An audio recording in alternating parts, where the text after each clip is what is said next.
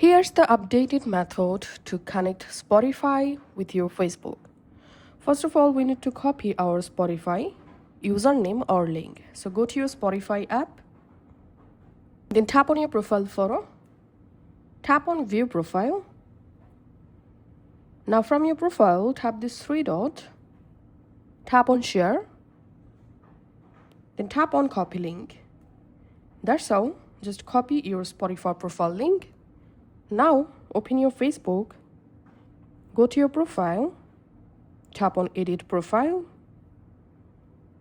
Here scroll down and tap on links.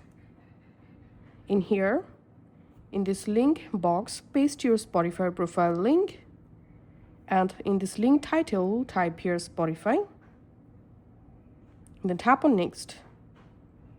And here, who can see this link? You can just go ahead and choose your audience. Then tap on done. And finally, tap on save. And now I'm going to my profile page. And here, we can see the Spotify successfully linked with my Facebook.